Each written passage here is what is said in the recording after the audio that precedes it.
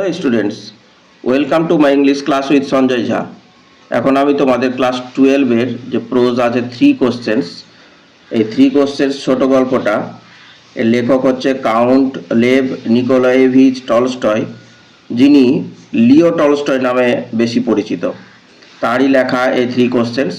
সেখান থেকে আমি এই শর্ট কোশ্চেন করেছি, যা তোমাদের এইচএস এক্সামের জন্য মোস্ট ইম্পর্ট্যান্ট আছে এই কোশ্চেন অ্যান্ড অ্যান্সারগুলো। দেখো, বেশি সময় না নিয়ে আমি বলছি এই প্রশ্ন, তার মানে এবার উত্তর করে রেখেছি। দেখো, সহজ সরল ভাষাতে। What is the meaning of the jar? Jar বানান TSAR, জার, আবার CZARও লেখে। এই জার কথাটার মানে কি? জার প্রশ্নে যখন সিঙ্গেল ইনভার্টেড কমা দিয়ে যেটা থাকবে, অ্যান্সারও তোমাকে সিঙ্গেল ইনভার্টেড কমাই দিতে হবে। দেখো, tsar is the title of the empire of old Russia. আগে যে রাশিয়া ছিল, সোভিয়েত ইউনিয়ন, সেই সোভিয়েত ইউনিয়নের যে এম্পায়ার, সম্রাট ছিল যে, তাকেই জার বলতো।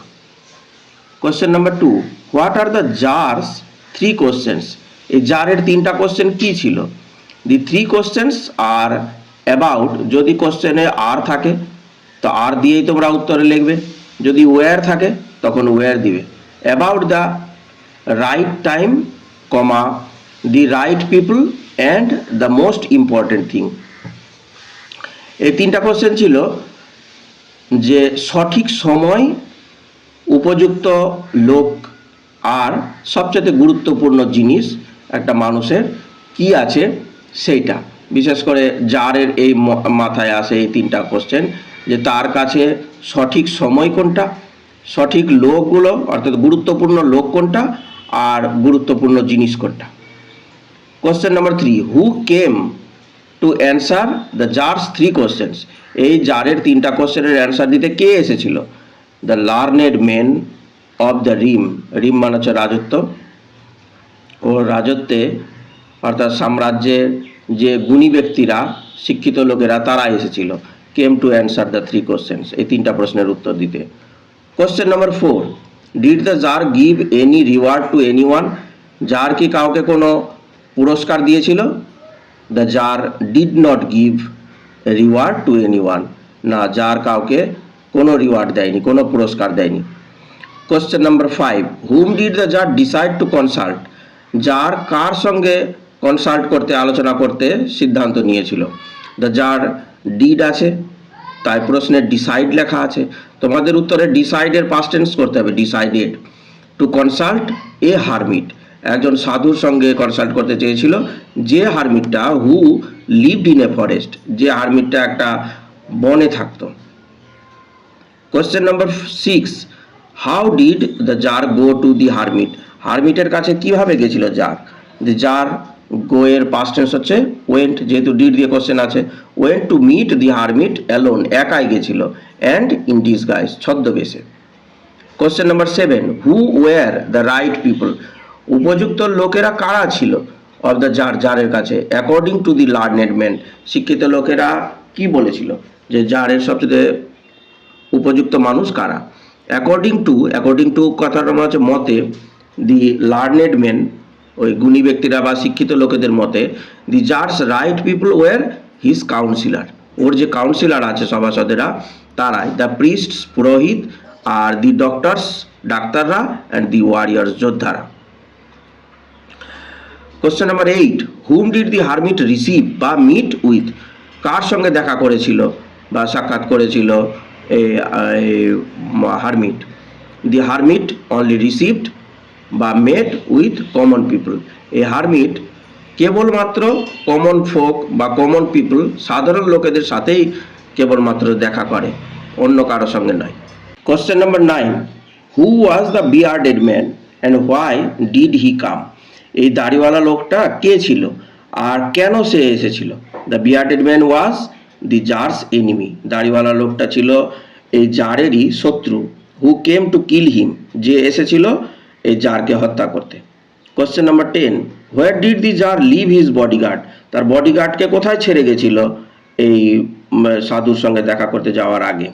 দ্য জার লিভের পাস্ট টেন্স হলো left, his bodyguard somewhere in the wood, এই বনেরই কোথাও বডিগার্ডকে ছেড়ে গেছিল। নির্দিষ্ট কোনো জায়গার কথা বলা নাই, তবে তার বডিগার্ডকে রেখে তারপরে হেঁটে গেছিল সাধুর কুটিরে, এইটুকুটাই বলা আছে। Question number 11, how did the hermit receive the tsar? জারকে কিভাবে রিসিভ করেছিল হারমিট?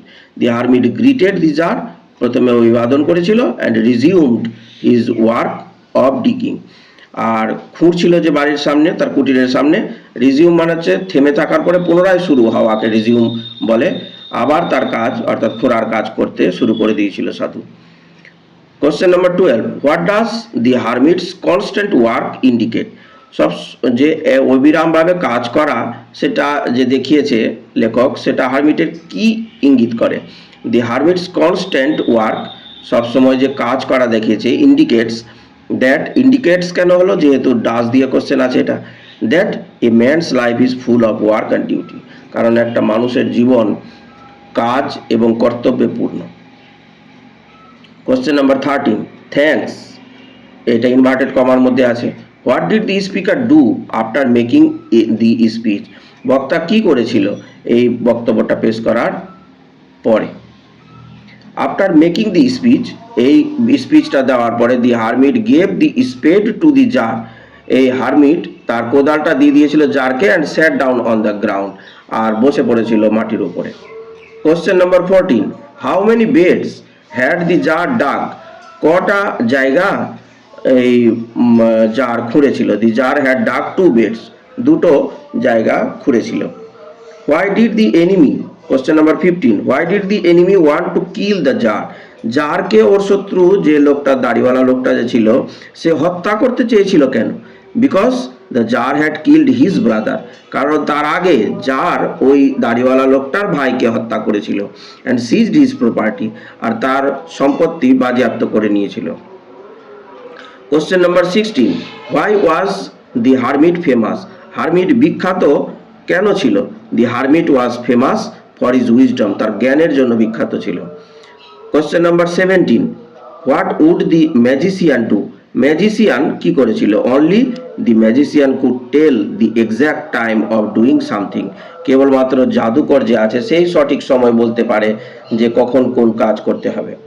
এই 17টা কোশ্চেন তোমরা খুব ভালোভাবে এর উত্তর বানান করে নিবে, কারণ আমি প্রত্যেকটা ভিডিওতেই তোমাদেরকে জোর দিচ্ছি এই বলে যে এসে টাইপ যেটা 1 মার্কের কোশ্চেনের অ্যান্সার আছে, সেটা শুধু 1 মার্কেরই যে পড়ে সেটা না, বড় কোশ্চেন যেটা 6 মার্কের থাকে তারও সঙ্গে 1 মার্কের একটা কোশ্চেন জুড়ে দেয়, সেটাতেও তোমাদের এটা হেল্প হবে।